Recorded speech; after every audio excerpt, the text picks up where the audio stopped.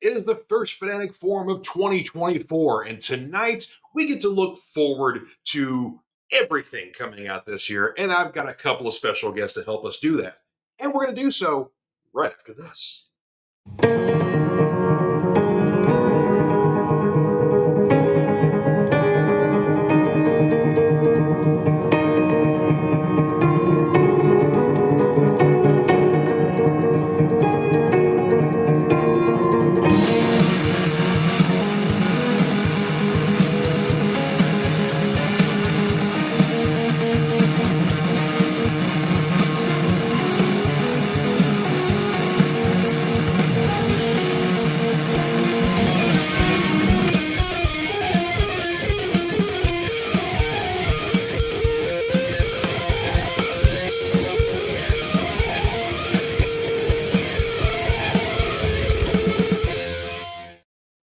Hey everybody, happy Friday and welcome to the Fanatic Forum, the first one of 2024.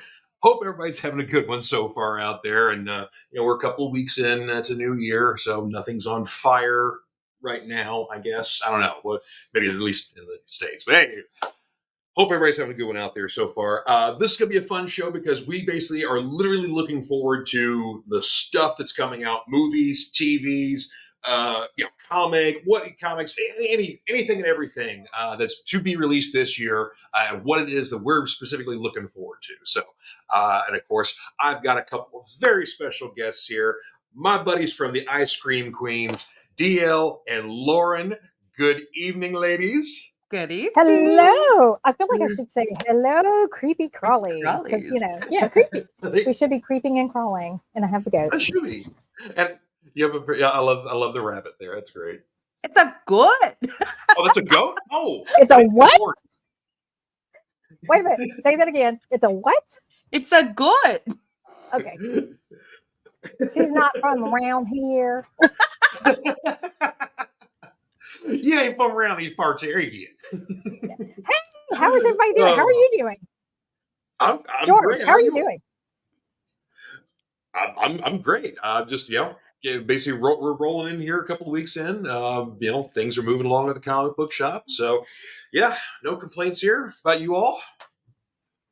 We're doing good. We're honestly we're getting ready to kickstart our new season of Ice Cream Queens coming up this Sunday.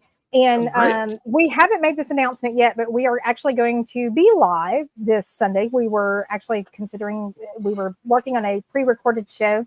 And we've got a few little things in store for you guys. So we're excited about the new upcoming year. We've got some really cool stuff planned. So so definitely. So it's 9:00 Eastern Central or Eastern time. I say separately, 9:00 Eastern time this Sunday. And of course, definitely for true crime cold case fans. Of course, So, and Geek Gumshoe's gonna be joining you guys as well. So. Yes, it is going to be a doozy of an episode. So wonderful. Yes. Wonderful. Yeah. Good. I can't wait. So, and of course, my friend Melinda is going to be on your show in a couple of weeks. So, yeah. I'm so looking forward to talking about her podcast. Yeah. Yep. Which is coming up with the season finale, too. So, we're all just pimping each other's podcasts. That's what we do. That's what we do. Friends promote. Yes, they do. They do. And speaking of promotion here, my brother from another mother, Seth Moore, is on here saying evening. And you guys got to check out his podcast, Smokes and Road Beers, which is Thursday nights. Yeah. My junior fanatic has his own podcast now. How cool. Oh, it's all grown up. He's like, oh, then why are we leaving this so soon? I'm sorry. No, yeah, but he'll probably be on my show from time to time, of course. But and Seth's got a new of course, Smokes and Road Beers. They kind of discuss things throughout pop culture, maybe some current event stuff going on, whatever the case may be. But Seth has a segment called F'd Up History. Where he basically gives like little factoids of, believe it or not sort of history. But his topic on last night's episode was animal cruelty in Hollywood cinema, kind of like from the beginnings of literally like the Edison film of Topsy being electrocuted. That's kind of literally where it starts. You know, things like Old West movies with the Flying W, you know, basically killing. It's a rather depressing sort of, you know, factoid of history, but it's also important to know kind of where we've come from.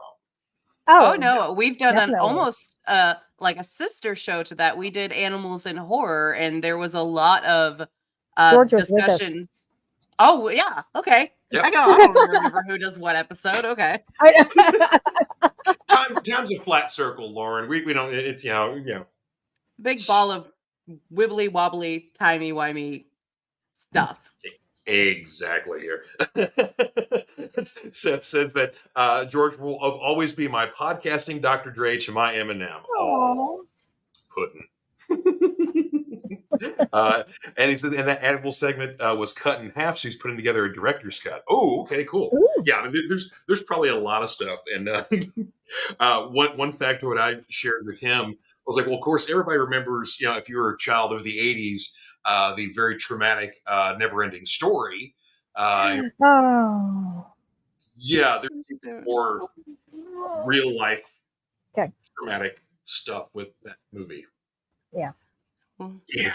Never not be too soon. No. Yeah. It never stops. Like thinking. What? Who writes that? And they're like, yeah, it's a kid's movie, and we're gonna have these. It wasn't the Never-Ending Story, the one with the statues with like the straight up. Yeah, we're gonna have these naked lady statues, very prominent, right on the nipples, and the horse is gonna die. Let's kill the horse. Like, what person was like, this is a child's movie? Well, one thing Seth shared that I wasn't aware of, the Milo and Otis movie was originally a Japanese film. Yes. That basically is a different story wherever else, but another kind of animals doing things wherever else. There was a lot of basically film cut from the Japanese film to do the American film because of basically obvious animal abuse that was happening when they were shooting the Japanese film. So it's like that's why you don't see Milo and Otis so much these days or hear about that one because like that one's kind of buried. Definitely on that one. Well, we grew up on all the traumatic shows and movies, and yes, no, we did. That explains what shaped our lives. So yeah, that's why we're like this. Yeah, that's why Gen X is so hard. We've seen it all, man. You know, it's like Optimus Prime died. You know, when I was like 8 years old. So I'm like, what else you got?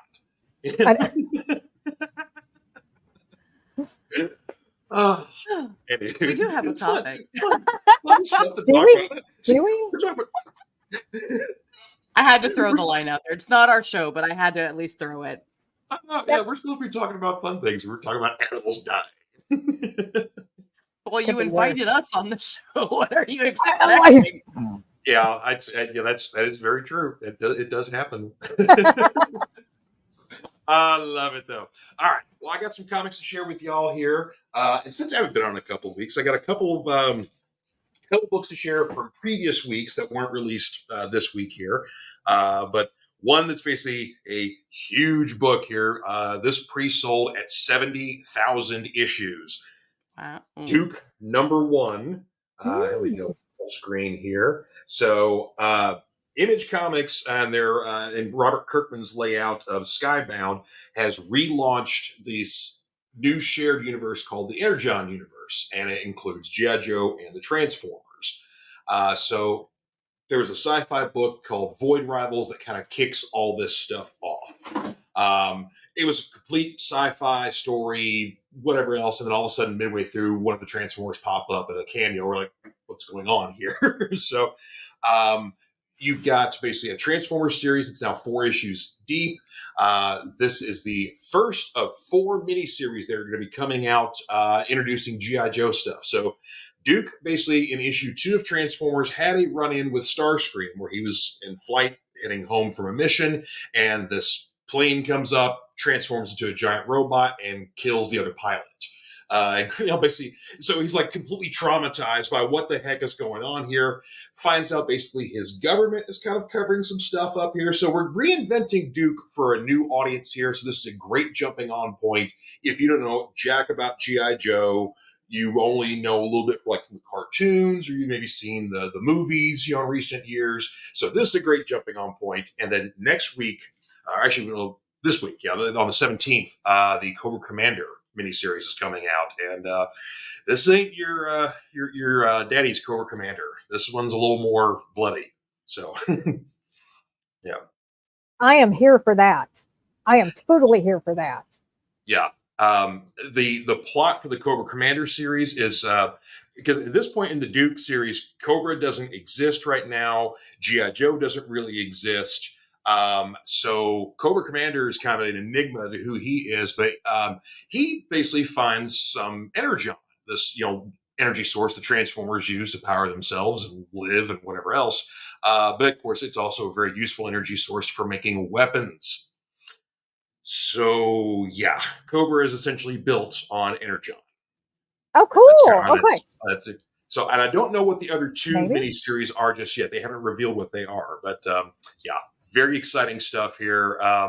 Josh Williamson's the writer on the Duke series, and he also is doing the Cobra Commander series. So, yeah, it's cool stuff. So it's a little grittier than your usual 80s fare, especially the Transformers issue of the books. They like kill off some major characters in the first issue, kind of like as like putting their foot down, like this is what we are. Issue 3, Optimus Prime is having a fight with one of the Decepticons, and his arm is damaged in battle. So Optimus rips off his own arm and proceeds to beat that Decepticon to death. Okay, I like this already. It's a bit more violent. Okay, so you said that you don't know what the next two are. Right. Could one be possibly Baroness? Baroness is definitely involved, but from some of the teases I've seen, that maybe Baroness might actually be on our side this time, playing a double agent. Oh, that's because interesting. there's some solicitations for both the Duke and the Cobra book, and Baroness is in the solicitations for the Duke book, but she's kind of like standing with the good guys. So I don't know. We haven't seen her pop up the first issue yet, but yeah, there could be something there. So because we've seen little glimpses of Destro, the first issue of Duke here, but that's it. No other Joe members or whatnot. But they do tease a particular GI Joe member, another one of the original 9, that is basically sent to go find Duke. Like the U.S. government's like, okay, this guy's kind of a loose cannon now. He's spreading his conspiracy theories about we're in league with these robots, or we're covering stuff up. Why don't you go out and take care of him? So one of his supposed Joe buddies is going to be hunting him. So it's like just like I said, some interesting stuff here. So another big one from 2 weeks ago. This is the first issue of Vengeance of the Moon Knight. So in the current Moon Knight series, Mark Spector is seemingly dead. He died in issue 30 of Moon Knight, supposedly.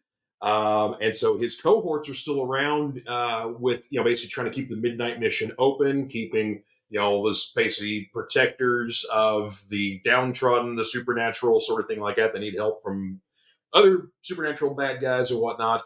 But now there's this new, Knight of Khonshu running around here exacting very vicious, brutal vengeance on bad guys, and it's not Mark.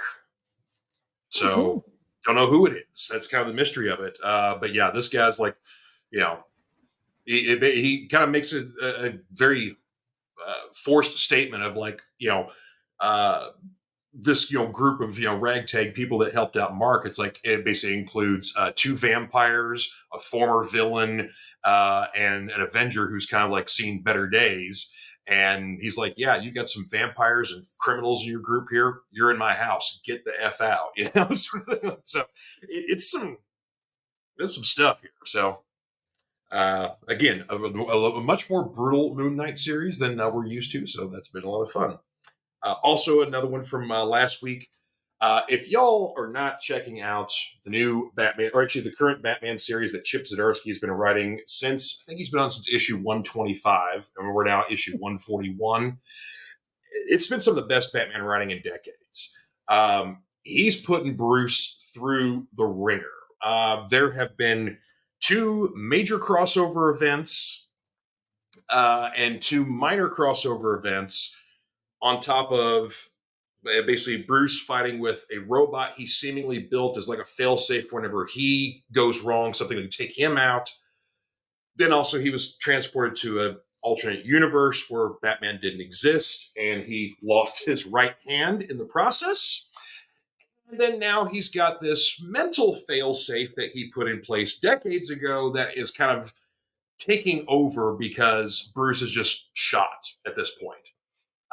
He's been through all kinds of stuff, been through so many huge events that, and they're also really kind of, Chip Zdarsky's really kind of playing into the fact that like Bruce is getting older. It's like he's not the spry young fellow he once was, so he's really playing on that angle. And like I say, it's a very interesting take, but it's just like what more can we possibly have for him to deal with all these, traumatizing, events, huge things going on in his life. And then on top of that, the last event, basically kind of a mild crossover event he had with Catwoman, he's cut himself entirely off from the Bat family, Bat Cave, all of his resources. He's literally living in an apartment and has like the creepy, desk he put in the background. That's his workbench kind of thing like that. That's literally like he has no money, nothing, no resources. He's literally just, I'm me and that's it. So basically, if Batman were poor, yes, and one of us, make him a bit more realistic and attainable. Yeah, I mean, he still has all the training and stuff like that, but then now, of course, he's a little more mentally unhinged. So aren't we all? Well, I mean, one of Batman's biggest things is, no killing. This mental failsafe he put in doesn't have that same compunction. So, it's dark days for Bruce, but it's just very compelling storytelling. I might actually look into that. I haven't really read a lot of Batman lately. I do read Catwoman. I read that one quite regularly, but I haven't read a lot of Batman comics lately, and that sounds interesting. I might actually jump into that one and start reading. Yeah. Well, of course, Catwoman's just had, they just had their little crossover with the Gotham War thing where basically, Batman's all, tied up with all this other big superhero stuff. So she's kind of like, Catwoman essentially gets this idea of like, what if I take all the henchmen from all the other, the Joker, Penguin, all those kind of guys, and like bring them into my fold and train them to be better criminals. So maybe like you don't have to hurt people. You can kind of get in, get out, get your stuff, and you're professionals, kind of like me. And so some of the Bat family, like, actually, it's a really good idea. You've actually brought crime down. You brought violent crime down. Yada, yada, yada. That's not a bad idea. And Batman's kind of like, what are you talking about? There's no rules. You're not killing people or torturing people. You're just stealing from the rich. Yeah, no, go do that. Yeah, good. Literally, like Robin, Nightwing. Yeah, Nightwing, his OG Dick Grayson is like, actually, Catwoman, that's not a bad idea. It's you're just stealing from people who can replace that thing or have the money to. And you're also not killing a bunch of people. Okay, but so that's literally what starts this little conflict here. But Catwoman literally tried to take over crime in Gotham, and she did. As she should. Yes. It's about time Catwoman took over. All right. Yeah, well, she's got the smarts, I think. Seth is asking that. It says that's Darren Aronofsky Batman. Yes, that is Darren Aronofsky Batman. Oh my gosh. What was the I can't remember what was his second movie was all about drug addiction. I can't remember what that was. Oh, Requiem for a Dream. Yeah. That was a mine. I can't say the F word, but the mine. Yeah. Well, have you ever seen Pi, his first movie? I have not. That's messed up. That's kind of like watching Eraserhead if it made a little more sense. Because it's a black and white film. It's literally about this man who's a mathematician and thinks that if he finds the end of the equation for pi, because it keeps going, he's convinced that if he finds the end of this, he will find God. He will find the whatever, sort of thing like that, the meaning to life and everything else. So it's a very cerebral film, but yeah, it's a heck of a statement for a first movie. So hang on now. It's like mental torture. So it's torturing themselves until they see God. Isn't that martyrs? Yes. It is, but they're doing it with math. Yeah. So, which math is already torture. So there you go. Yes, it is. That's why we have calculators.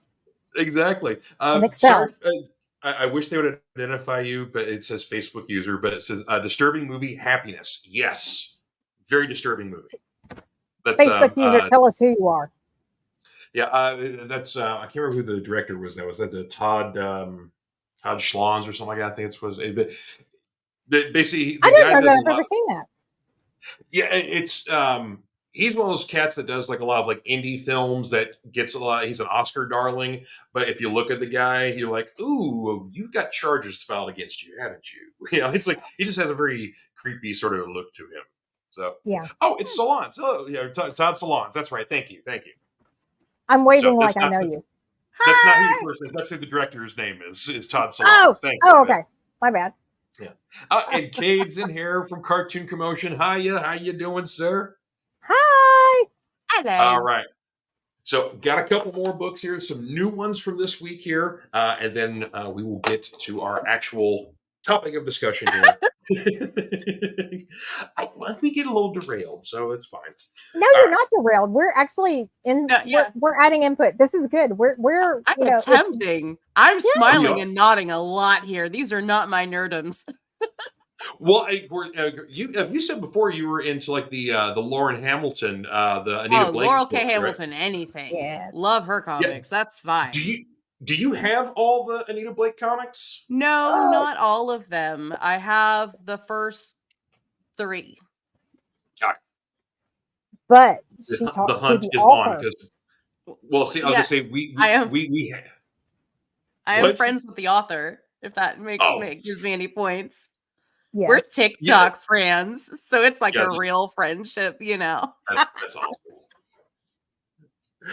Well, I was going to say, if I knew which ones you didn't have, which basically that means, so that gives me a wide range there. Because I'll say we've got some of those at the shop. I've seen them around. So I was like, okay, every time I see them, I think of you. So I'm like, all right, I got to find out which ones you have. So see, this is what happens when you have a friend that works at a comic book store is that you will get comics, from time to time, or, that's usually, you can get pretty much guarantee that's what the gift from me is going to be. If there's a birthday or Christmas or whatever else, like, so here you go. Or, geek stuff like that.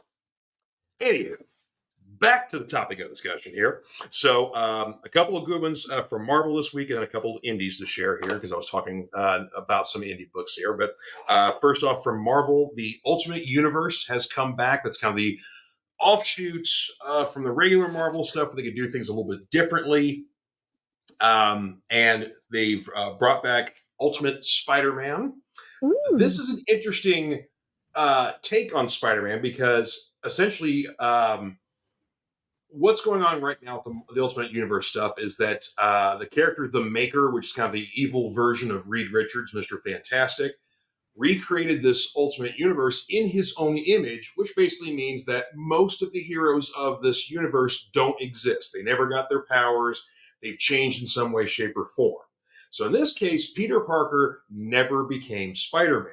So he's an adult now. He's got a job.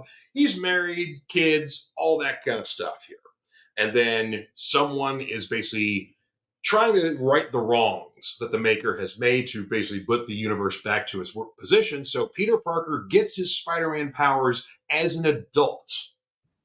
So very different kind of feel to the book.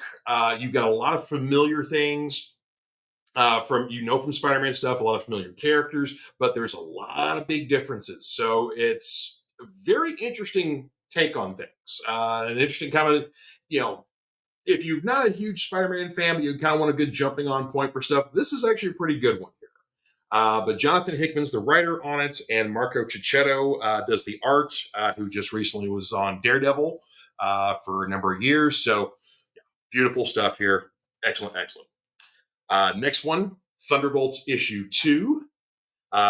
If you guys like your spy stuff here, this is awesome because basically you've got Bucky, the Winter Soldier, is leading this group that essentially has got, the first story arc is he's going after the Red Skull. He's like, I've got a lot of these resources now to go and essentially be real heroes. Like, let's go, like, not put these guys in jail. Let's take them out. So first issue, he thinks he kills the Red Skull, but he literally kills a double. So now in the issue 2 here, Bucky and crew, which includes both of the Widows, White and Black.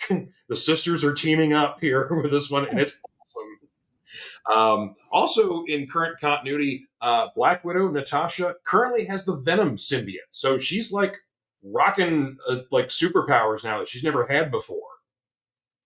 So I think that started like in Venom issue number 25, where like, yeah, Natasha's got a symbiote now. So, but anyway, essentially this, the group here is trying to steal Red Skull's financial resources that are being held by the Kingpin.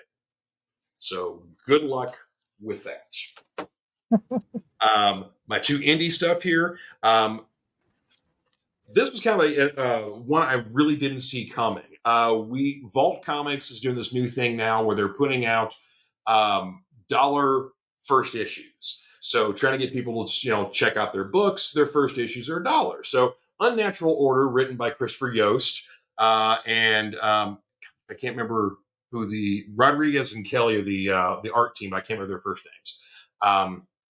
But Christopher Yost wrote a lot of X-Men stuff, especially in the mid 2000s. So he had a huge run on them. But Unnatural Order is a fantasy book where you've got, basically an evil druid is your main bad guy, magic user, killer of the world, sort of thing like that. So you got a band of heroes that essentially are going out to destroy him.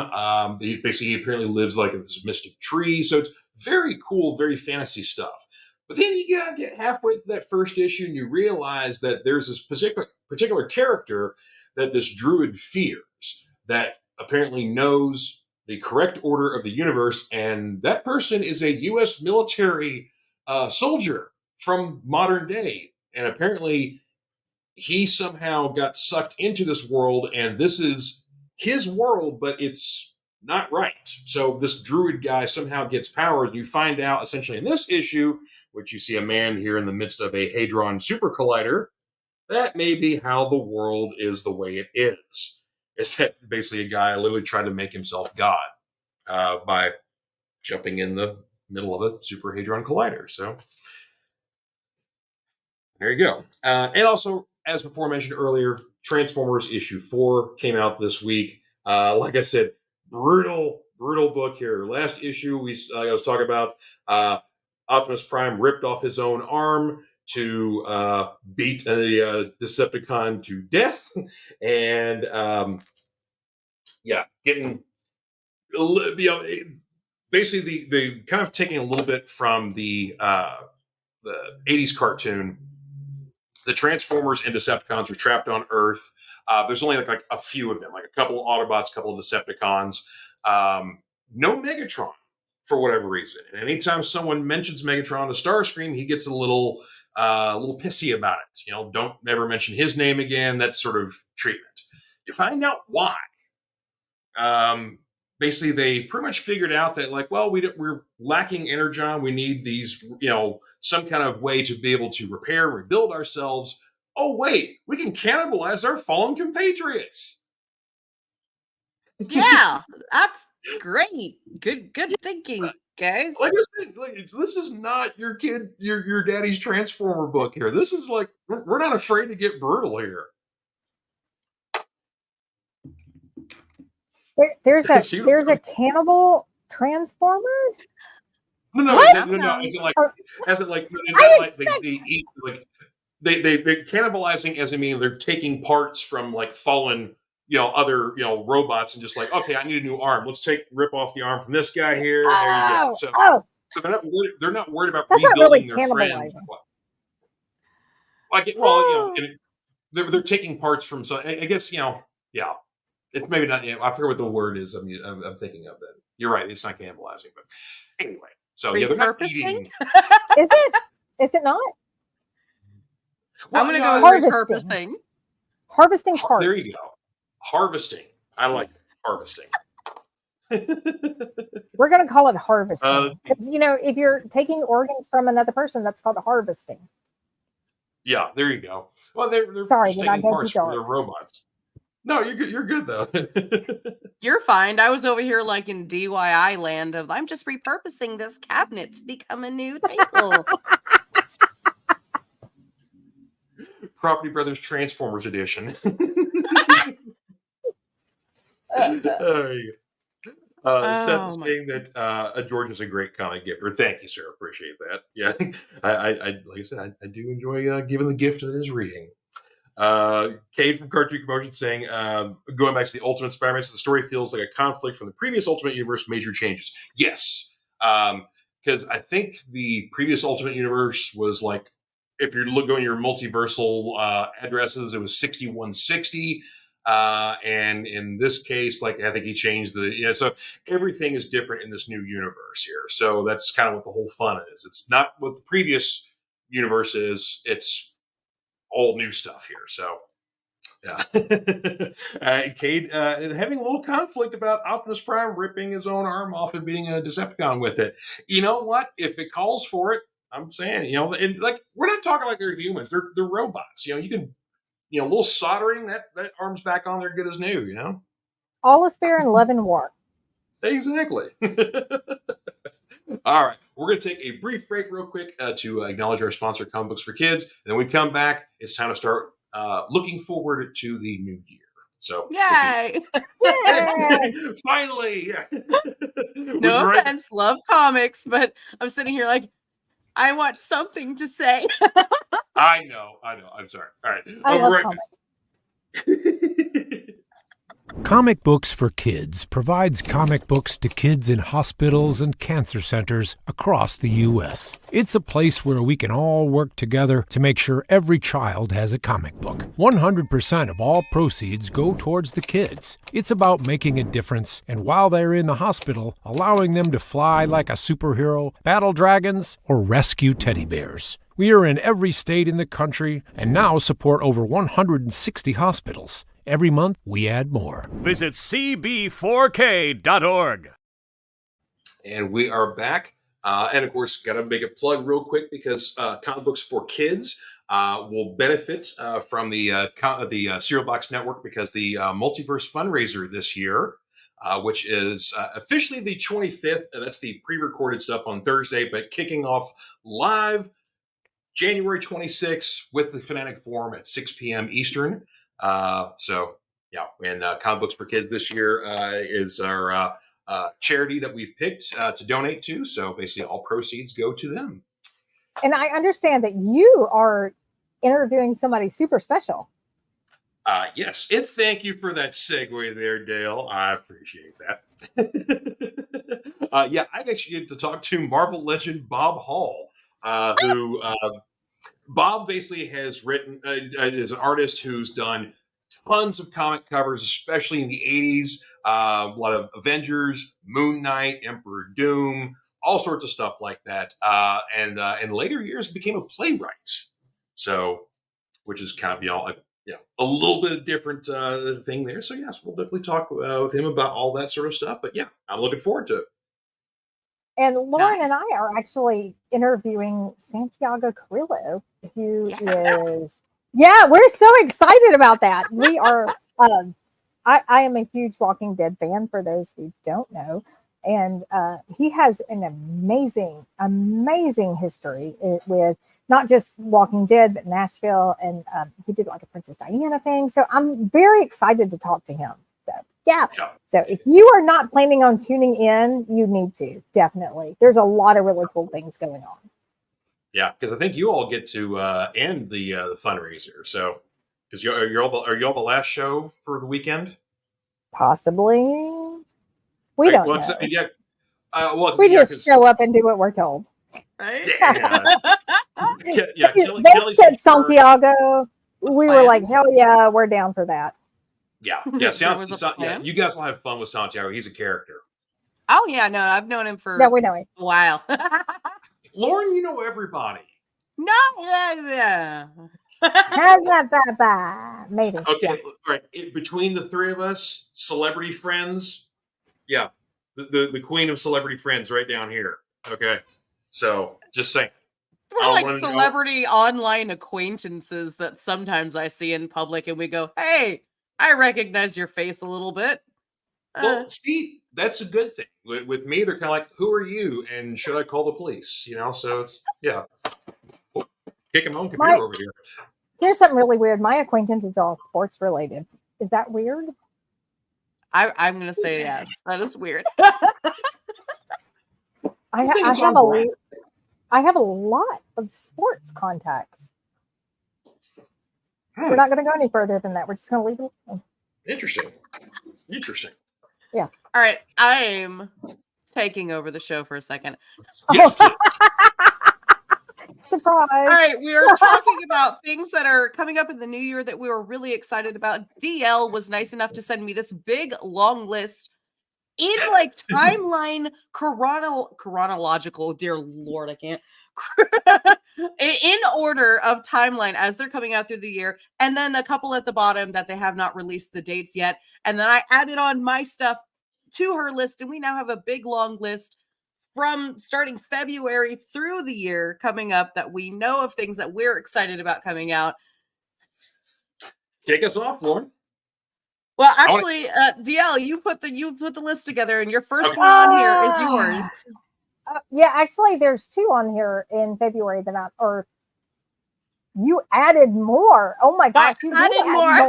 What? Oh my god. So honestly, I am very excited about Lisa Frankenstein, which is kind of a campy, fun horror comedy movie coming out that stars Cole Sprouse. And for those of you who are not familiar with Cole Sprouse, most people recognize him from Riverdale.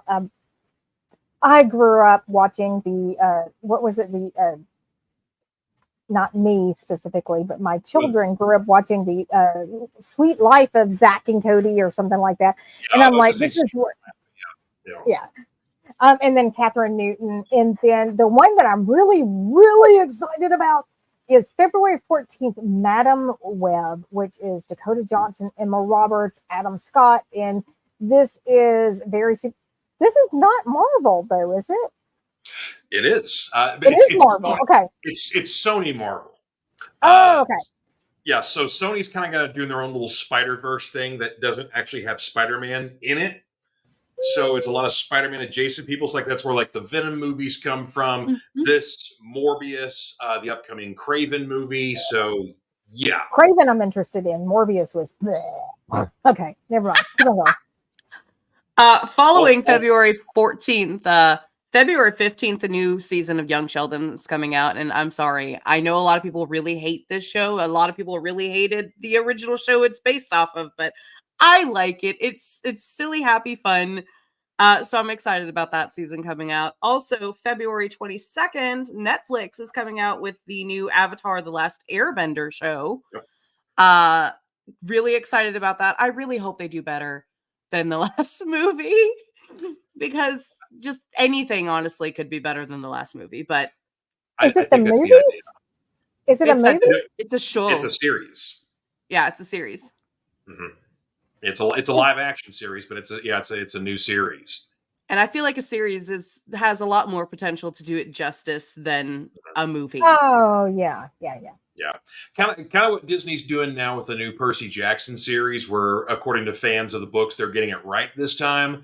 I think that's kind of what the idea is with this new Avatar series. So I'm very anxious to watch it. I'm a huge fan of the original Avatar, and but yeah, I hated the movie, which is weird because I love M. Night Shyamalan.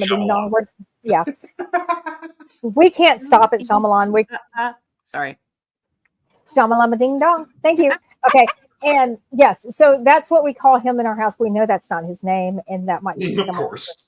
Yeah, we know that might be somewhat disrespectful, but that's what we refer to him as. And yeah.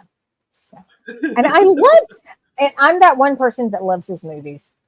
I mean, I like some of them. Like, some of them are really, really good, very memorable and quotable.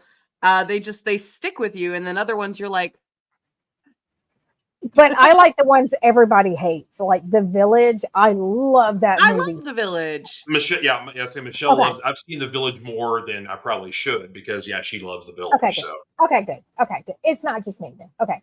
All right. So and Lady in the Water, she loved that one too. That was fun. It was beautiful. It was very, very beautiful. It was.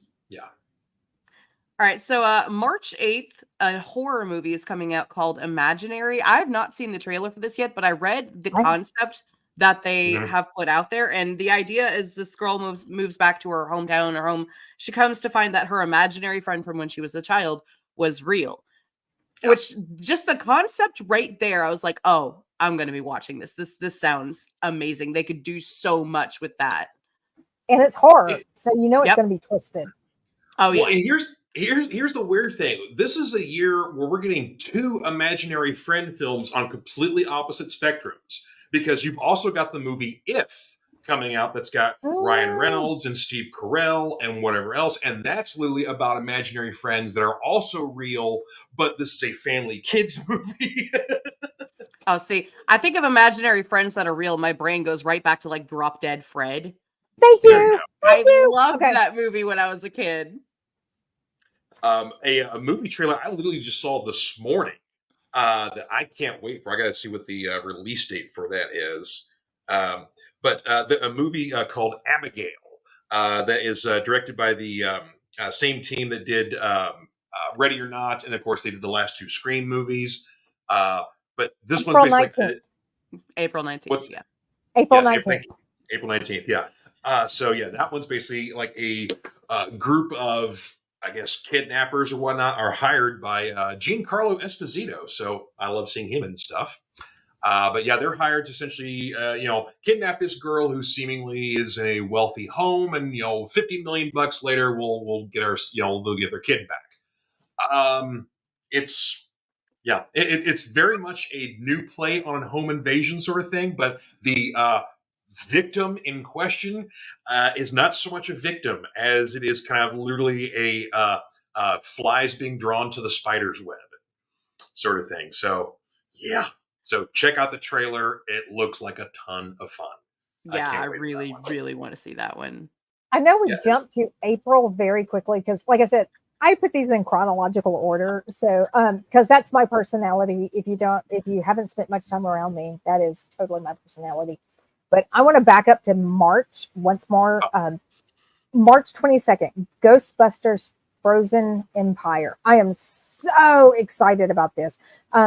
Totally. I grew up on the Ghostbusters, and when the Ghostbusters Afterlife reintroduced the original cast back into the show, and then you had all of these young characters, I was so excited. Not that I didn't love the female centric version of Ghostbusters. I just, I'm sorry, I grew up with all of the original characters, and those are the ones that I really want to see. So I'm very excited. And this one looks so dark, and it is actually listed in a lot of the horror movies that are upcoming. So I'm very excited about that one as well. This year seems to be a year of either reboots, prequels. It is all a lot of properties that we know that are being reintroduced. For instance, we have the first Omen, which is coming in April. Godzilla and Kong, which is coming in April. Return to Silent Hill. By the way, I'm just so excited to see Pyramid Head again. Oh my god! I know. Any Silent Hill movie, and I'm just ecstatic for. April is also coming out with the show Fallout on Prime. Yeah, that's a lot of buzz around it. Yep. So I'm really excited for all of those. May only really has like 2 things I think that we were talking about. I'm excited about Bridgerton. Okay, I never watched the first one. Oh my gosh, it's like what's that other proper show? Downton Abbey. It's like Downton Abbey with lots of smut, and it's so. I was thinking upstairs, downstairs for some reason. That's perfect, Lauren. I was gonna say it's basically Bridgerton is Downton Abbey porn, basically. Yeah. So. Yeah, and it's great. I put it on because I was very bored, and Joey walked through the room, and he was like, "What are you watching?" And the next thing I know, we're both sitting there watching this. Porn? Like, are they? God, kiss already! Will you two just kiss already? Like, you want to grab them like little dolls and stick their heads together? It's not kissing. That's not what you're looking for. No, this is kissing. This is the other thing. Okay, kissing, other thing. There you go. Kissing. I remember that. This has been sign language with Lauren Knight. That is not sign language. No. Why does mine look like a bird? It's like your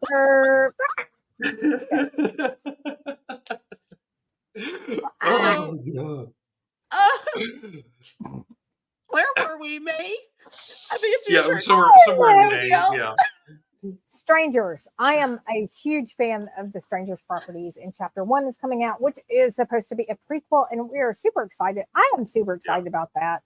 I've only seen the original Strangers, so I need to catch up on some of the others. Isn't there 2? I think there is, yeah. Okay. So this would be like the 3rd film, I think. Mm-hmm. The 3rd, but the 1st. Right. Yeah. Okay. And we're kind of getting that a little bit too with Quiet Place Day 1, because basically this is like, it's the 3rd one in the series, but it's literally day 1 when all the stuff starts happening. So when the first monsters hit, so we will actually get to see Krasinski in this one again. Now my question is, are we going to see Emily Blunt in this one again? Oh yes, yeah. Okay, yeah, she's listed as the star, so I think Krasinski might be in it some because he's directing, I think. But yeah, I saw Krasinski, but I also saw like Lupita. I know somebody please pronounce her last name for me. Nyong'o. Oh, Lupita Nyong'o. Yeah. Yeah, thank you. I always mispronounce it. And then Joseph Quinn, but I did not necessarily. I saw her picture associated with it, but I never saw her name actually physically associated with Day 1. So I was curious. Yeah. Okay. Yeah, and then Jamon Hansu is in the movie because he was in the last one because he was part of the group of people they found. So the group of people that weren't crazy. They were nice, normal people. Normal. That's funny. And then we get to July. We're in July now, and everybody knows what's happening in July. Everybody's waiting for Deadpool 3. Oh my God. I am so excited about that. I can't every time they announce a new cast member, I'm like, and then mm-hmm. Yeah. Oh my God. They had me at Hugh Jackman. Well, this is going to be an interesting year for basically anybody who's complained about superhero fatigue. 2024 is your year because we literally have one Marvel Studios movie coming out this year, and it's Deadpool 3. That's it. That's the only one we need. Yeah, we got 2 more. You got a couple of Marvel Sony movies with Madam Web and Craven. But yeah, that's it. Like, we got some series for Disney Plus for Marvel stuff.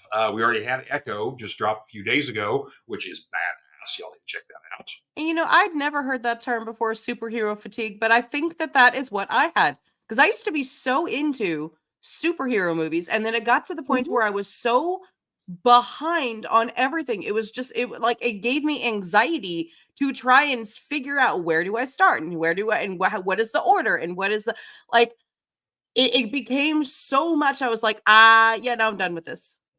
Yeah. For me personally, I of course, we're around the same age anyway, but I grew up basically in the dark times where we didn't get as many superhero movies, or it wasn't, they weren't very good or accurate or whatever else. And so, for a while I was definitely really into it. Now, I think what has definitely hurt things is that basically, COVID didn't do the movie industry any favors, and then we had basically, the writers and the actors strikes. So everything Marvel is completely off kilter, timeline wise, release date wise, whatever else. Like, the new Blade movie with Mashallah Ali should have been out last year. And it got pushed back to this year, and now it's going to be next year. Is it next year? Because I have it listed as November 7th. Yeah, that was originally that was the second date. Currently, it does not have a date for 2025. Oh, yeah. There's some dates that are off with a lot of the markets. Like Venom 3, I've seen listed for this year. It's like Venom 3 ain't coming out this year. That one got started late too. So we're lucky Deadpool is coming out in July because they were probably about halfway into that one before the strikes hit. Well, I mean, it helps when the lead character and then the other guy coming in are like besties. They're roommates. Yeah. And that's what's gonna. There's a lot of fun with basically, Hugh Jackman being in. Well,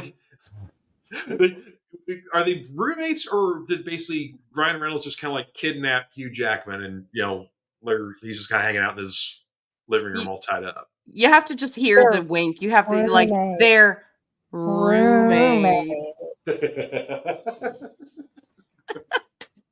They're involved and it's complicated. How about that? Is that a little more realistic? Well, I mean, one of them wears a French maid outfit when the other one comes home, but we're not saying which is which. I was just saying, I think Deadpool's polyamorous, so I mean, it's he's whatever, Yeah. Where were we? We lost track again. August. We're in August. Okay, so we talked about M. Night Shyamalan, and there is a new movie coming out that I'm very interested in seeing. It's called Trap. It's due to be released on August the 2nd, and it stars Josh Hartnett and Haley Mills. And honestly, anything that's M. Night Shyamalan, I'm going to watch just because he's one of my favorites. I absolutely love his work, and it's usually dark. It's usually very twisted. It's usually got some really creepy elements to it. So I'm very excited about this one. Yeah, he's been on an upswing for his last, like he kind of had, a period where he was kind of down a little bit, but like, frankly, since The Visit, I think he's been on an upswing.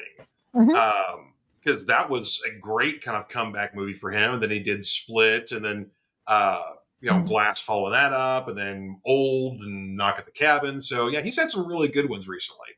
I love Knock at the Cabin. If you have not had an opportunity to see that movie, it is, Lauren, you need to watch it. You so need to watch it. You would love this movie so much. Yeah. I was not a fan of Old. I actually couldn't, I didn't care for that movie at all. I put it on for a bit and I was like, and I turned it off. It was a little bit odd and just everything was very disconnected in my opinion. And it was one of his movies that I didn't particularly care for, but most of his stuff I absolutely love. Yeah. Now, have you seen The Visit? Yes, I love The Visit. And there is one scene in particular with the diaper that you're like,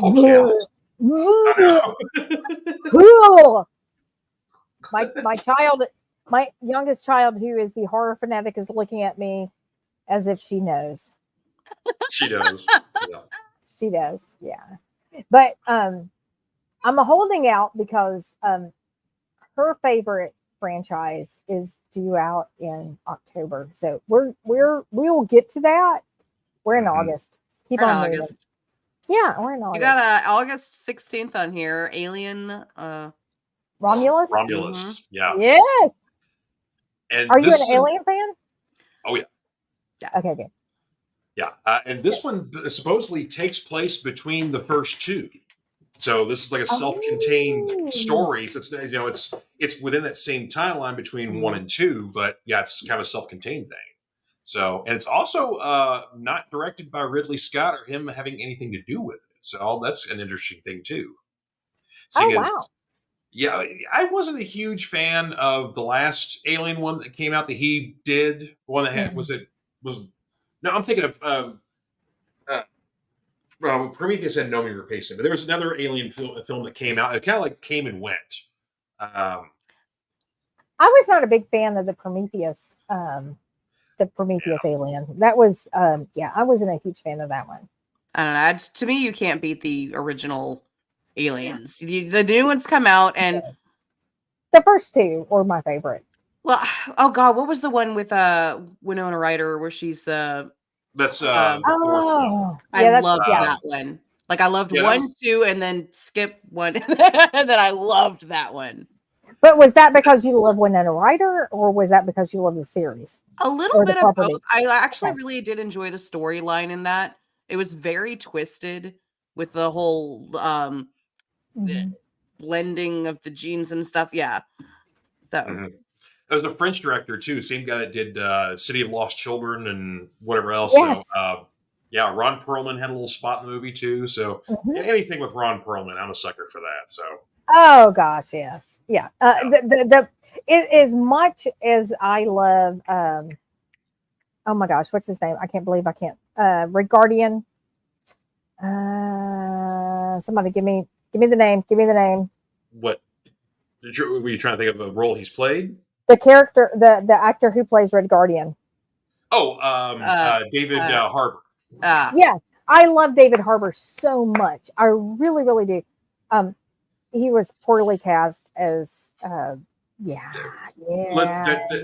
as far as I'm concerned, there's only 2 Hellboy movies, and Ron Perlman was in both of those. Exactly. The others did not exist. The other one did not exist. And they're trying to do another one. I'm like, no. It's like if Guillermo del Toro is not directing it, and Ron Perlman's not Hellboy, I am not interested. And as much as I love the first one, the second one was absolutely gorgeous. I mean, I loved all of the monsters that they created in the second one. They were absolutely beautiful. Makeup, it was just really gosh, wasn't it? Wasn't it? Well, I mean, that's the Guillermo with a budget is fun because I mean, of course, he's got a little more Oscar fare and stuff like that. But I'm holding out hope that one of these days he'll finally be able to do his At the Mountains of Madness that he's wanted to do because he has wanted to do a giant live action 2.5-hour epic horror film adaptation of At the Mountains of Madness. And he's talked about that for decades, wanting to do that. He's gotten very close a couple of years, but then kind of things have fallen through or whatever else. So I was about to say, that sounds right up my alley. Yes. All right, where were we? September? Were we in September? You know what? We have actually kind of touched on Craven a couple of times, so let's move on to September. I know this is a big one for you and your black and white stripes that you got on at the moment. Okay. Beetlejuice. I'm so excited. Beetlejuice. Okay, go ahead. It's showtime. Yeah. I'll eat anything you want me to eat. I'll swallow everything you want me to swallow. I love it. Fun story. When I was a child, I'm talking like 4 or 5. One of my parents' favorite quotes they would have me do is scream, "Nice bleeping model," and grab and go, ha, ha. They loved it when I did that for parties. That explains a lot. Of what? Yeah, that's awesome. Okay, sorry. Okay, so first of all, I am so excited about Beetlejuice 2 as well. I know that we have been teased about this for years and years, but the fact that we actually have Winona Ryder, we have Michael Keaton, they have both signed on. Jennifer Ortega. Yeah. Tim Burton's working on it. You're right. Yeah, Jenna Ortega playing Winona Ryder's daughter. Like, how much more? Like, this has to be a hit. Was it ever confirmed if Johnny Depp is or is not in it? It was teased so much, and then I was like, no, that's fake. Fake news. No, because I think it was. Unless like a cameo or something. I don't know. I want it. Yeah. I don't. I do. I love Johnny Depp. I just don't. He doesn't need to be in everything. Yes, he does. No, he doesn't. Give the man a break. He had a break, quite a break there. Thank you, Miss whatever her name is, wannabe Ariel. Amber Heard. Yeah, that one. Yeah, I was gonna say he got he's not involved in the next Pirates movie. He got booted from the other Harry Potter Crimes of Grindelwald movie. So it's like, yeah, he's got a little bit of an open plate right now. Yeah, And he's got some openings. I'm fine with him being in Beetlejuice if he is. I would be ecstatic. I don't want it. I'm sorry. I don't want it. Straight up, it's comics and action figures says, I'm Batman. To turn to the camera and people just say, I'm Batman. You're mixing your chocolate and your peanut butter, sir. Yeah. I'm good with that.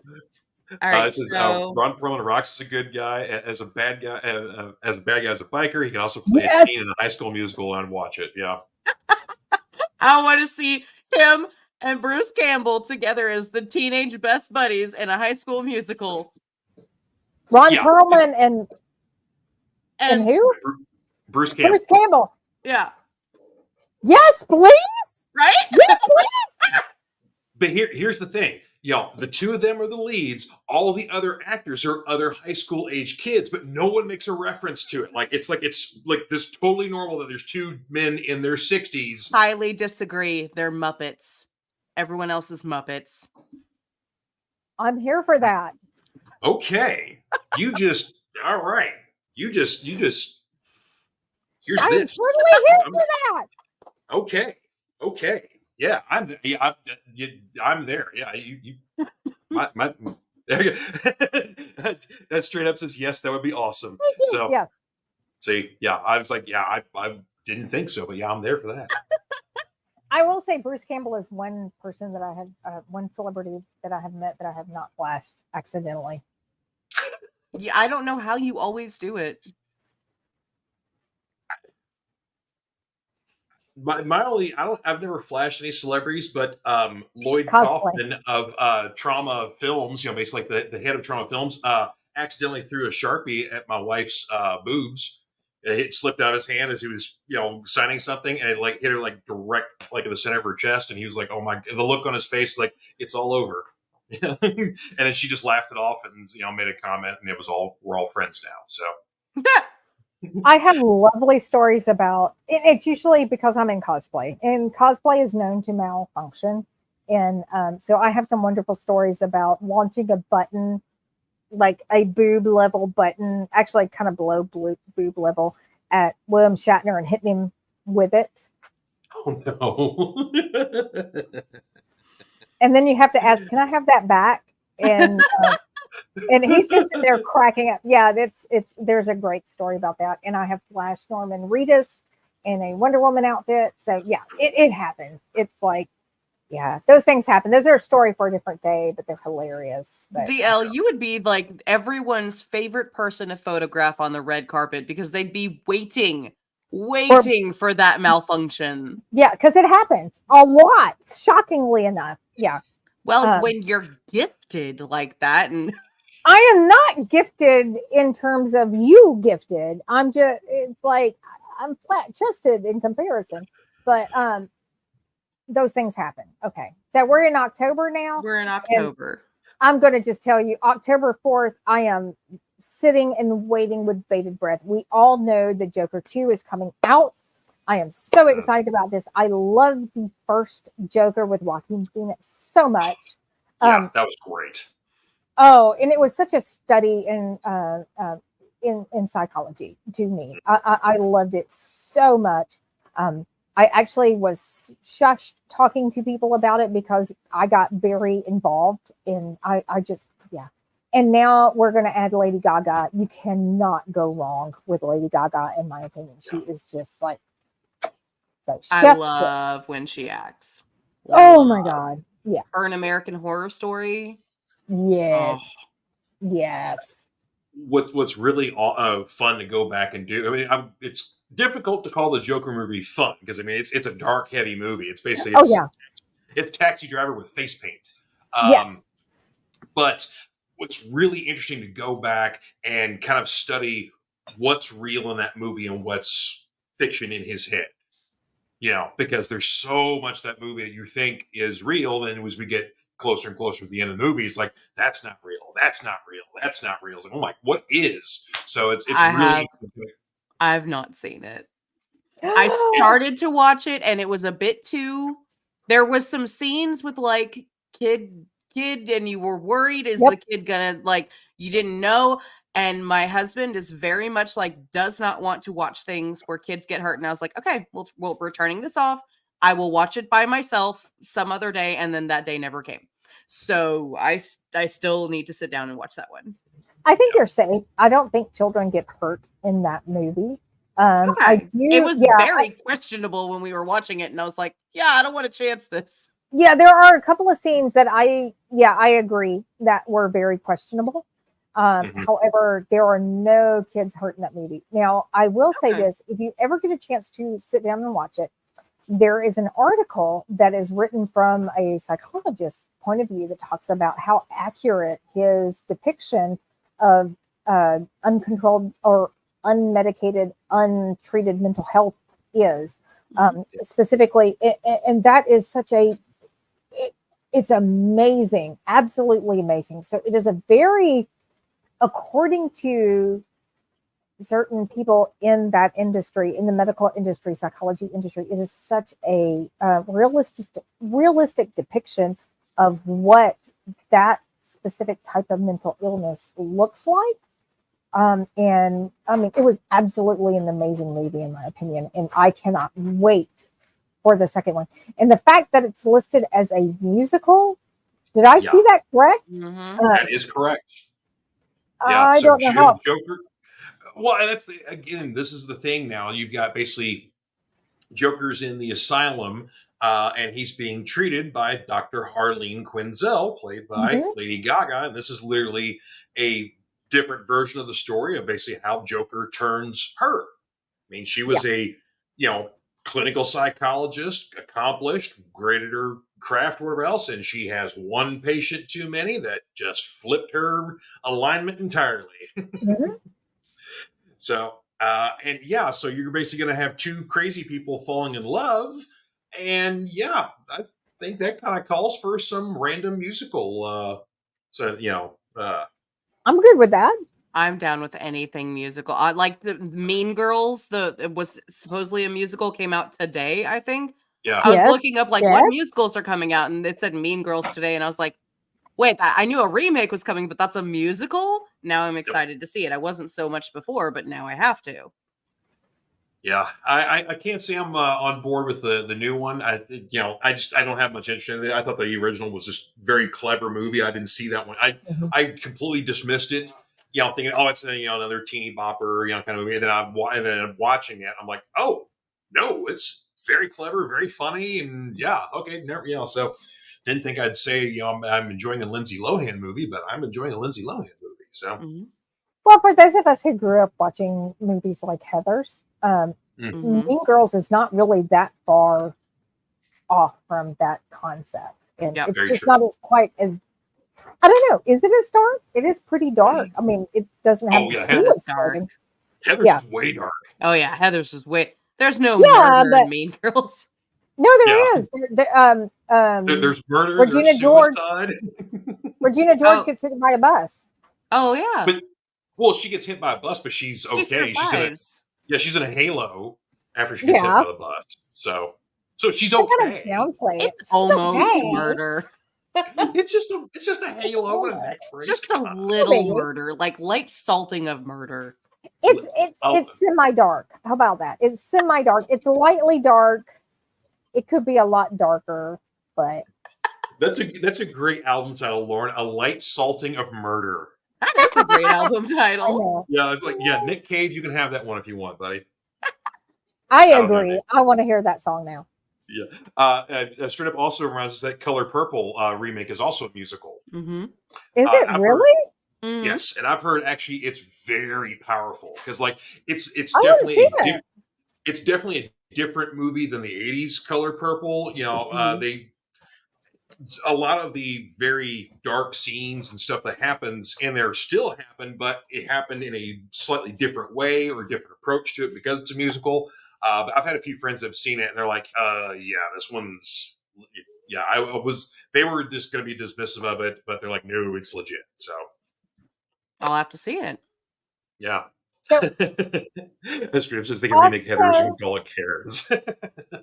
Well, you have the Heathers musical, which Which is my wonderful. youngest child was so into that. I didn't realize it was a musical, and then she's like playing it for me, and I'm all excited, and I'm like, yeah. And then I know that at one point they were trying to reboot Heathers, and then I think it aired and then disappeared. I don't know exactly what happened with that, but I don't either.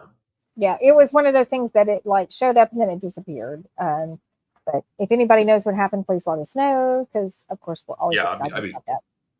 I'd be curious about that myself.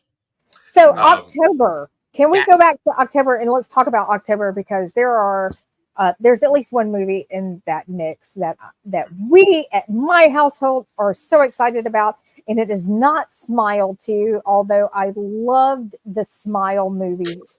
Did you watch that? Did you watch that, Lauren? Smile? Okay, well, I watched the original short film that I think it was based off of. I think they did a short first. I'm pretty sure. Yes. And then, I saw that. And then I saw that the movie came out, and I was like, I'd already seen the short film. So I didn't watch the movie. The movie is really good. I don't generally expect my youngest child to come back and say something creeped her out. She told me that Smile creeped her out, and I'm like, I got to watch this movie. I got to see what bothers.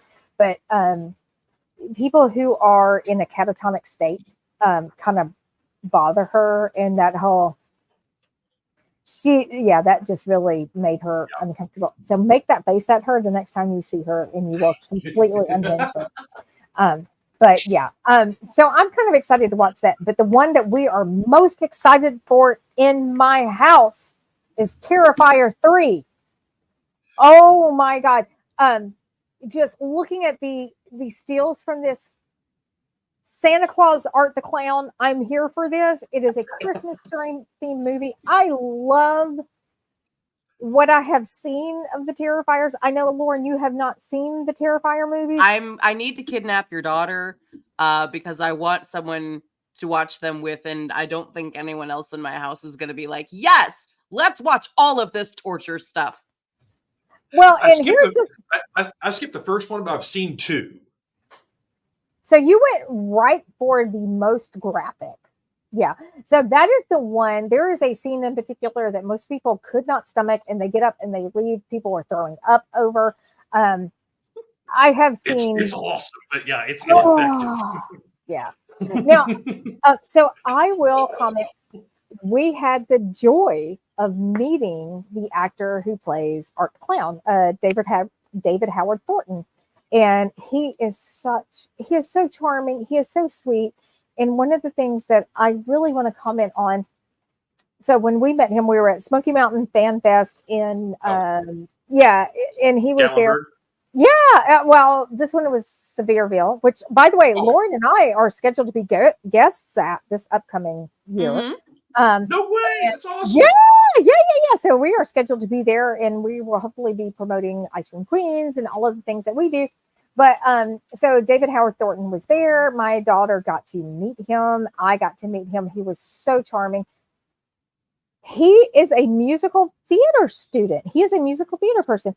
So he's like, I am known for this character that is silent, but he has this incredible singing voice, and he actually sang to my daughter Aria, and everybody else who has had this experience of like meeting him, interacting with him at like Texas Fright Bear and all these other events have told me it's like he didn't sing for us. I'm like, well, you're not this 4 foot tall, she's what, 5 foot now, this 5 foot tall little pixie girl that just like, oh, please sing a song for me. And he was like, okay, I'll sing a song for you. Oh, he was so lovely.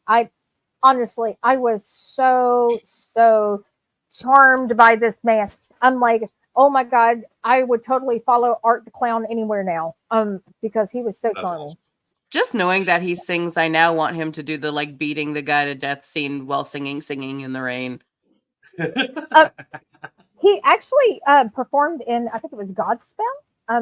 He was talking about that, and he sang a little bit from, I think he sang a little bit of one of the songs from Godspell, and then he like kind of hummed a little bit, and we were just like, oh, And then, of course, I sent it to like people that I know who are rabid fans, and it's like, he never sang for us. I'm like, cute little pixie girl. So yeah, manic pixie girl. For Terrifier 2 being such a brutal movie, his performance though is hilarious. Like some of the stuff he does have like little nuances of his performance. Like it's really like the regular act, like the girl who plays the lead in Terrifier 2, I liked her. But the rest of like her and Art, everybody else in the movie can go, jump off a bridge. I don't care about them. But yeah, like her performance is good. But yeah, Art just had so many nuances to his performance. Like the scene where, not spoiling anything, where she's at the counter at the Halloween store, like going to pay for something, and he's just standing there next to her, staring at her. And then he has like the little horn, and just like honks it right. Just like she's trying not. I'm not looking at you, not looking at you, and like, and here's this little party horn. It comes right up in there, like. Is that? Also, he was wearing the flower sunglasses that were so popular. Oh yes. So, yeah. Yeah. Lauren, you got to watch this movie. I do. Now, I think this one's coming out in August, but we have Maxine coming out this August. Which I completely forgot about that. Yes. Yeah, which is basically the third part to the X-Pearl trilogy. So, this one going... Yeah, so this one basically is literally a direct sequel to X, because, Maxine we see drive off and... on somebody, and then basically, goes off at the sunset to where God knows where. And apparently Maxine goes to Vegas or Hollywood to basically to be a star. And there's a great cast in this movie. I think Kevin Bacon's in it, probably playing somebody old and sleazy. So I'm looking forward to that. So yeah, old and sleazy Kevin Bacon. Can't go wrong there. But I tell you what, it's like I hadn't seen Mia Goth in a lot of stuff, but like X, I thought was like, okay, this is a really good movie. I appreciated her dual performance in that. Thought that was very impressive. But her acting in Pearl, I'm like, why was people not talking about this more seriously? Because like her acting in that movie was just amazing. Well, she's also, isn't she in the upcoming Blade movie as well? Supposed to be, yeah. Okay. November 7th. No, that's in 2000. It's 25 now. So. Yeah. Oh, I had the wrong date. My bad. Dang. Now, backtracking just a little bit back into March, one movie that did get pushed back that should have came out last year, but because of the strikes, they decided to push it back into the spring. But Dune Part 2, I'm looking very forward to. I never saw the first one. I have never been that big of a fan of Dune. Please don't come after me on that one. But yeah, it's not everybody's cup of tea because it's very much more of a grown-up kind of political sci-fi sort of thing. But I will say, having Denis Villeneuve direct these films, getting Dune to a French director is a perfect thing. Denis's movies are gorgeous. They're very loud. He loves using sound. Like, if you haven't seen Blade Runner 2049, watch that, but like watch it with the sound up, because he loves and he does the same thing with The Arrival too, just punctuating with sound. But the first Dune does a lot of the legwork for the movie, because a lot of the setup and a lot of some of the, more of the drama sort of stuff like that happens. But it's a long story, so he had to split up into two films, unlike what David Lynch did in the 80s. But Dune Part 2 will be the exciting one, because that's where like all the battles happen. You get the sandworms, you get all the big character arcs with people getting mystic and godlike abilities and stuff like that. So there's a lot of crazy stuff that will happen in Part 2 that will be kind of our early kickoff to the big popcorn movie sort of thing like that. But another one that my wife is very much looking forward to coming in May is Furiosa. Ooh, I completely forgot about that one. And that is, it's not Charlize Theron. Who is starring in that? It is Anya Taylor-Joy. Thank you. I was like the girl who played Magic and the girl who was in The Witch, and I could not think of her name. But I'm excited about that one. Mm-hmm. And Chris Hemsworth wearing a big fake nose, looking almost unrecognizable. as kind of the bad guy in the movie. But yeah, this is basically the story of Charlize Theron's character from Fury Road, kind of where she got to the part in Fury Road. So, but George Miller's directing it, so it's I'm a huge Mad Max fan. I love George Miller stuff, even when he's directing little pig movies. But yeah, I love his stuff. But so yeah, I'm looking very forward to that. Oh, definitely. So I think we can. I don't think we can go any further because, November 27th, we have Wicked the movie coming out, which is the movie that is based off of the musical. And the first part of it coming out. Yeah. Yeah. Is it going to be split into two? Mm-hmm. Mm-hmm. Oh, okay. So now here's my thing. I am a huge fan of the book, the Gregory Maguire book. And there are a lot of differences between the book and the musical. I love the musical. I have seen the musical so many times, but the book, what are you laughing at? Oh, yeah, a lot of differences. Little bit less bestiality, but a little bit. No, actually, there are quite a few differences between the book and the musical, and there's a lot of things that are left out. There's a lot of changes, in my opinion. So I love the book so much. And I feel like the musical did justice. However, there's so much that they just kind of glossed over that really wasn't touched upon. And I really was kind of hoping when I saw Wicked, the movie originally, I was hoping it was going to be the book more so than the musical. I'm excited for I'm sorry, I make faces. I'm so excited for the musical. Oh, just because it's so difficult to get my daughter to sit through at a theater because there's so much happening and there's people around and everything's so exciting. But I can get her to sit down for a movie, and so I get to introduce my littlest to Wicked this year, and I'm just like, ah.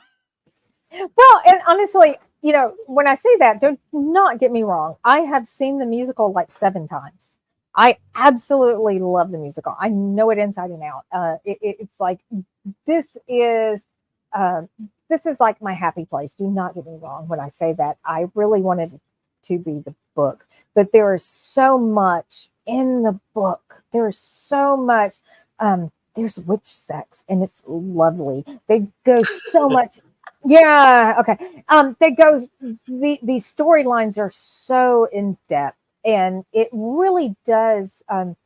So the book storylines are more. They evolve into like a revolution, and it's war and more political. Yeah, it is a lot more political, but it is the Wicked book. I absolutely just fell in love with and adored. And honestly, that was the first one I read, and then I went and read everything that Gregory Maguire wrote. So I'm just like, give it all to me. I'm going to read it all. And it was beautiful. So, yeah. Well, no disrespect to Wicked, but the film I'm waiting for is literally at the end of the year, coming Christmas Day, the Nosferatu remake. Thank you. Yes, too. That is on my list, and I am so excited about this movie. First of all, okay, I know Willem Dafoe is not playing Nosferatu, but when I saw him in the movie, I immediately got excited because one of my favorite movies. Yes, Shadow of Vampire is one of my favorite movies ever. I love that movie so much. Great movie. Yeah. And I know that you had The Last Voyage of the Demeter that was released back in December. I wanted to see it. I have not seen it. I did not see a lot of really good feedback on it. It's good. The pacing is a little slow for probably some people's taste, but I think it worked for this one. But the effects on Dracula and how he looks in the movie is great. So yeah, it's worth checking out. And I think that was a bit more harken back to the Nosferatu design, if I remember correct. So, but I am so excited. This movie, Bill Skarsgård is playing Count Olaf, and honestly, Bill Skarsgård. This is going to be a pretty good year for him because not only do you have him in that, but you also have the Crow reboot, which there isn't a release on that. But as much as I generally do not like reboots, and especially things that are properties that I adore, like the Crow, I'm actually okay with this. I'm like, I kind of want to see this one. And then you have Nicholas Holt, who was recently in not Van Helsing, Renfield. Renfield. Thank you. And I loved Renfield so much. Mhm. Oh Yeah. God, it was so good. And then you have Lily Rose Depp in it as well. I'm excited about this movie. I am so jazzed to see this one, and this is so my speed. I'm so happy.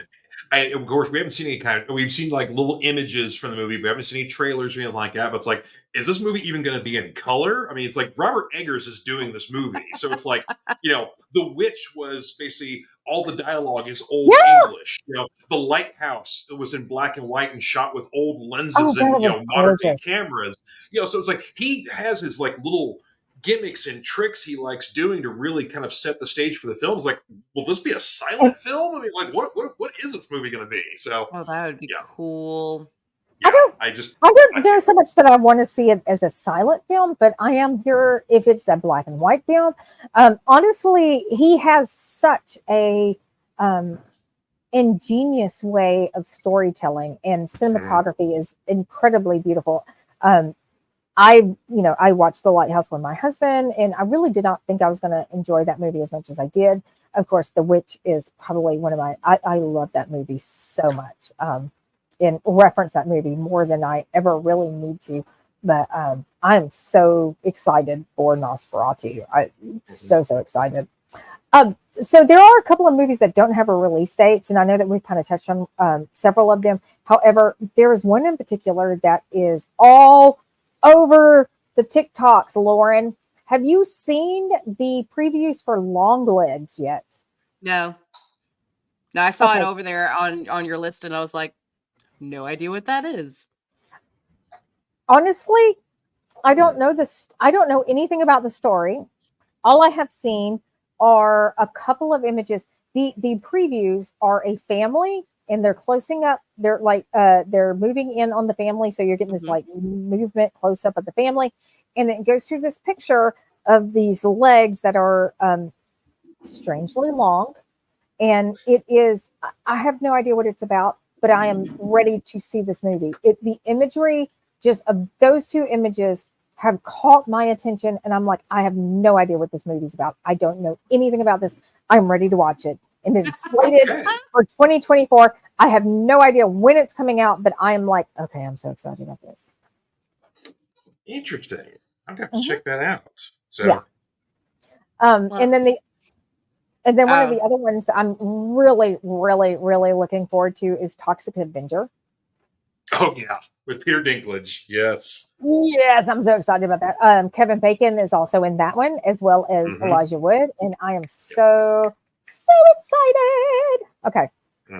Yes. So, well, we are getting wow, we're almost an hour and a half here. So time flies. Whoops. Time does fly. We're having fun. So any other things that we haven't touched on yet that you guys wanted to touch on for things coming out for next year that you're looking forward to? Yeah. I'm going to throw a couple out that we didn't get to that I have on my list here. Wednesday 2, season 2. Yep. So excited about that. Chucky season 3 part 2. It was cut on season 3 during the writer's strike. The second part of season 3 is coming out. Interview with the Vampire season 2. A lot of season 2s here, but I'm very excited to see them. There's a movie called Dust Bunny, which has what's the guy who played Hannibal? Not in the movie, but the show.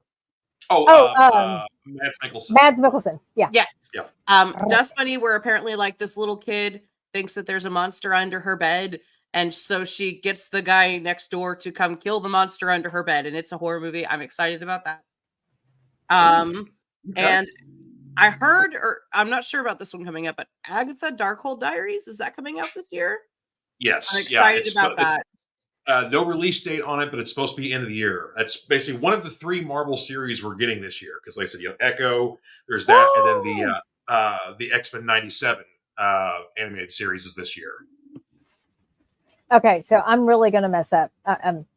So first of all, we mentioned Charlize Theron with Furiosa, and we know that she is not.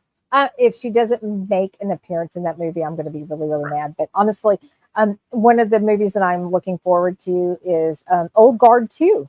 Yep. I loved the first one. Honestly, I was so excited to see her step into this massive action adventure type role and just continue to move forward. So I love that. I love that movie.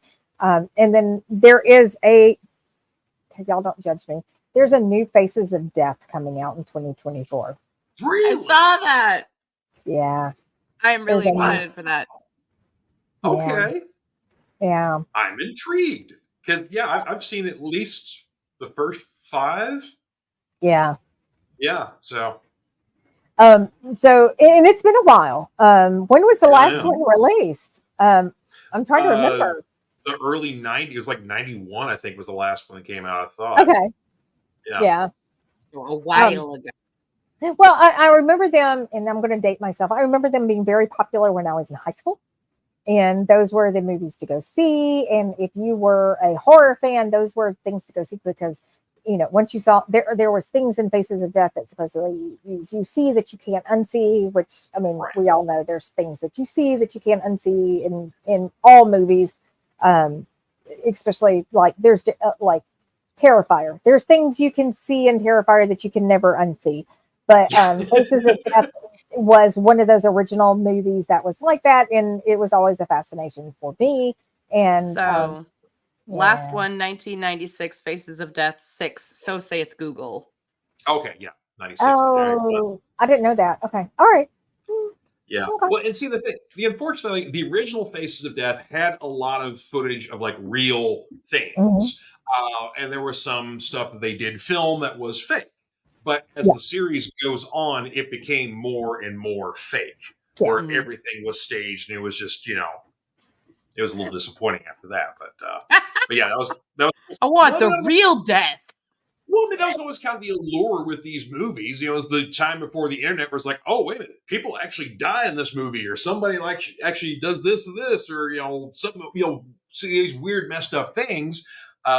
Fortunately, growing up, I had a video store that carried like all the movies that no one else would carry. Movies, yeah.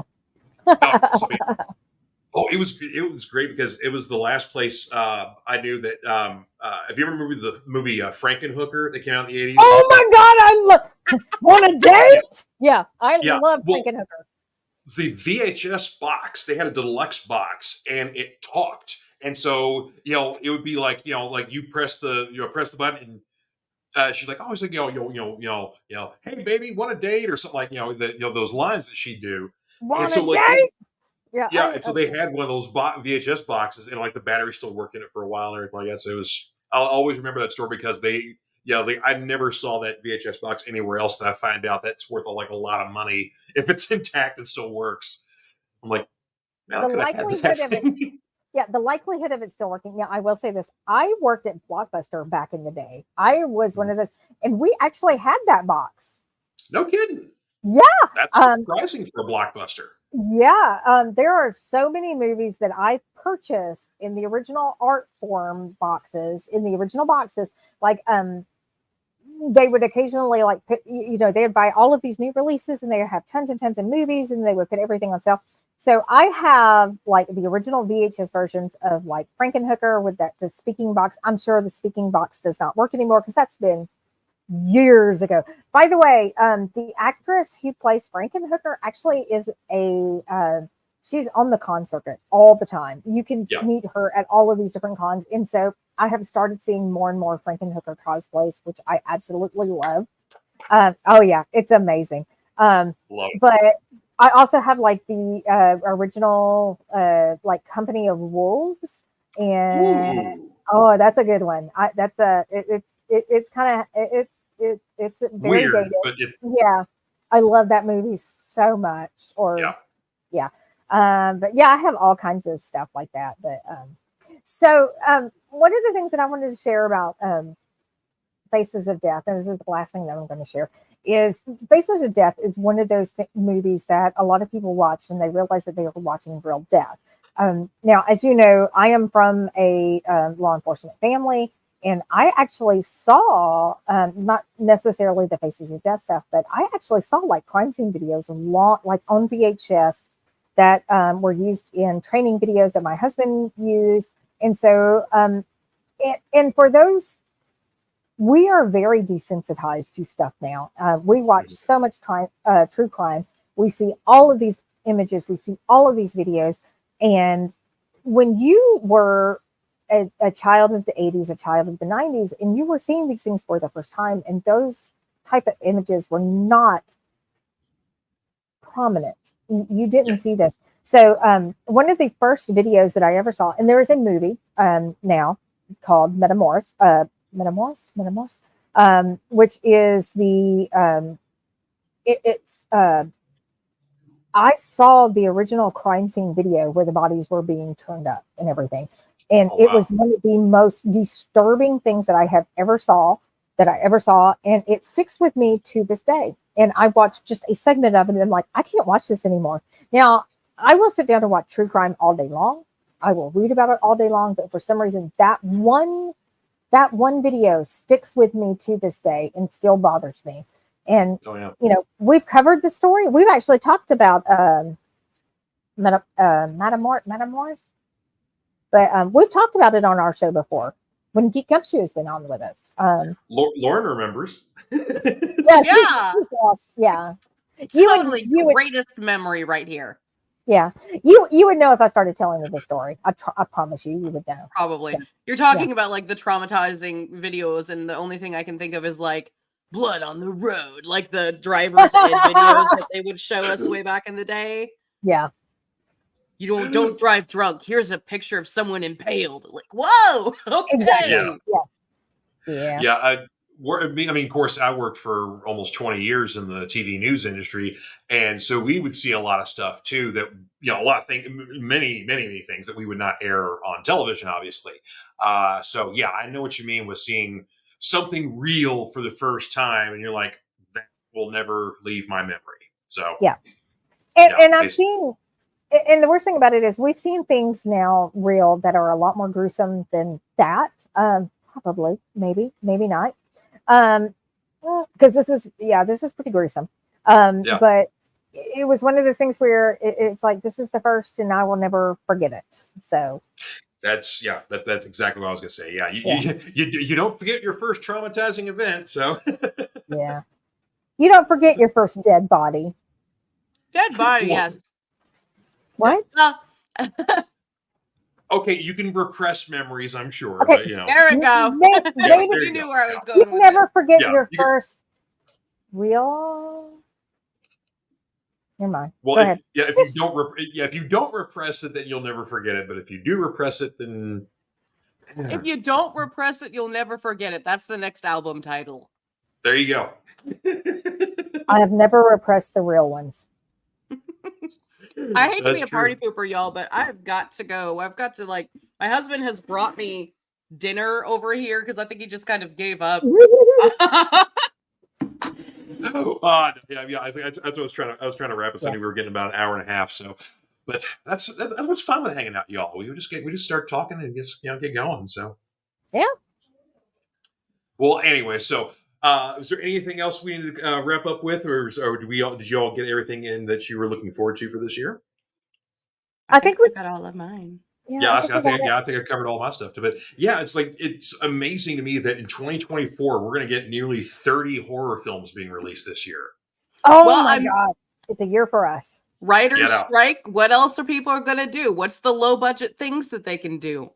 Horror. And it's great too because we're now in this age where like we have to demand a bit of quality from our horror movies. So it's not like, oh, we're gonna get Friday the 13th Part 47 and it's kind of schlock low budget sort of stuff like that. No, like we're getting like top shelf kind of stuff. So yeah, and all across the board from family friendly like Beetlejuice to completely mess you up like Terrifier 3. So there you go. And I'm all for low budget. Do not get me wrong. I love some low budget horror because that's as gruesome as they come usually. So. And sometimes inventive. Very inventive and so much more realistic to me than all of the CG paid 50 guys to make it look like someone is getting chased by a dinosaur. Like they have real effects because they have to. They don't have this team of computer people to do the thing. They're like, I don't know, we need to slice her throat. What should we get? Some bologna and wrap it around a pole that has a hole cut in the middle, and you slice it and I'll squirt blood right through it. It'll look great. There you go. That's it. But all of the greats started low budget. All of the greats. Every great horror movie started low budget. Yes. Yep. And we love them. I'd much rather watch a Night of the Living Dead than I would World War Z. Heck yeah. Yeah. Because they got that. I love the book for World War Z, the movie. Not so much. Yeah. Anywho. Well, thank you all so much for being on here with me for our first show of 2024. I love having you all on here. This has been fun. But of course, you guys have to check out the Ice Cream Queens here. They've got a new episode, their first new episode of the year, this Sunday, 9 p.m. Eastern. So yeah, if you guys are into true crime and cold case kind of mysteries, this is definitely a good case to talk about. You'll also be joined by the Geek Gumshoe as well. Yes, yes. And we talk about everything from true crime to anything that we consider dark pop culture. So true crime, horror movies, horror comics. We talk about goth lifestyle. So if that is your thing, you need to check us out. If you don't like the episode that you're watching, stick around because it's going to be totally different the next time around. Our theme is yes. Yes. Yes. Yeah, it is. I love yes and chaos. Oh, well, with that, I will leave you all. So, yes, again, thank you all very much for being on here. Always a pleasure hanging out with y'all. And we will see you guys next time on the Fanatic Forum. So definitely share, like this, share with your friends, bring all kinds of people to the party here because that's what this is all about here. So once again, thank you all very much. And we will see you guys next time on the Fanatic Forum. Take care. Bye.